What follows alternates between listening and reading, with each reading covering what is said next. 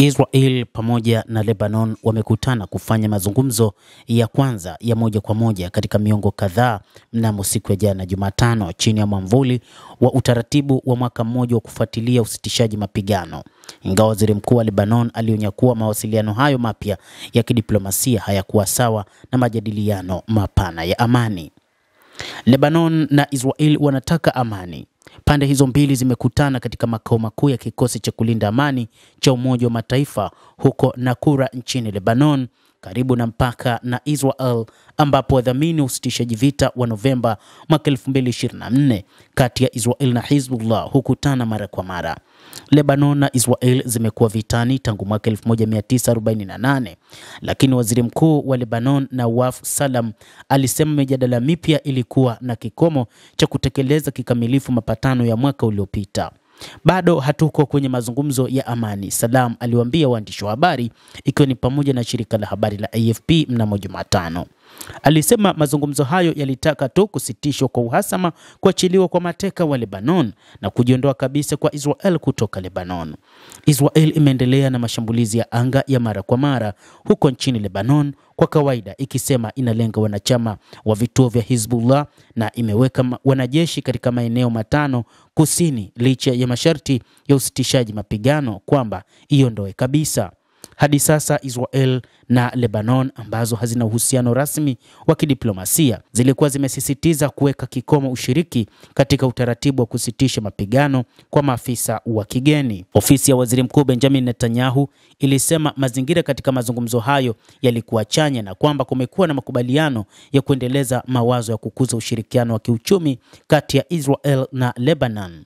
Israel pia iliweka wazi kuwa ni muhimu kwa kundi la wanamgambo wa Hezbollah wa Lebanon kupokonywa silaha bila kujali maendeleo yoyote katika ushirikiano wa kiuchumi, ofisi ya waziri mkuu iliongeza.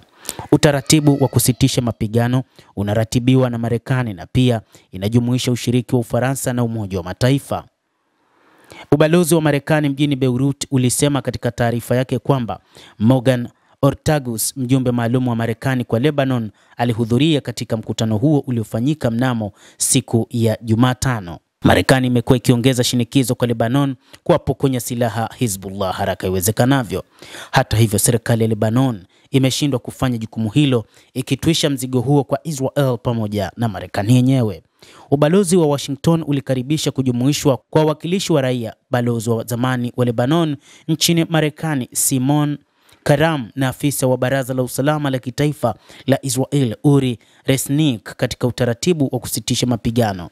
Salam siku ya Jumatano alisema Lebanon iko tayari kuthibitishwa na utaratibu huo ilipofikia juhudi zake za kijeshi za kuwapokonya silaha Hezbollah kusini mwa nchi hiyo, lakini kuna kazi kubwa ya kufanya ambapo huenda ikatokea vita vya wenyewe kwa wenyewe ndani ya Lebanon. Lebanon imejitangaza kuwa tayari kwa mazungumzo na jirani yake wa kusini. Netanyahu amerudia kusema Lebanon inapaswa kujiunga na mkataba wa Abraham, ambapo nchi chache za Kiarabu na Kiislamu zimeweka uhusiano wa kawaida na Israel. Mazungumzo hayo mapya yamekuja siku chache baada ya kuadhimisha mwaka wa kwanza wa kuanza mapatano tete kati ya Israel pamoja na kundi la Hezbollah.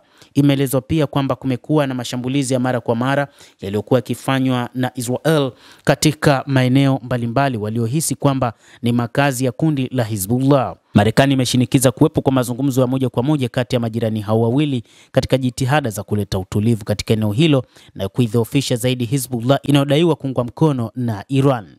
Mtazamaji, endelea kutufuatilia na usisahau kulike, usisahau kucomment, kadhalika na kusubscribe channel yetu hii ili upate habari hizi kwa mapana kupitia The World News.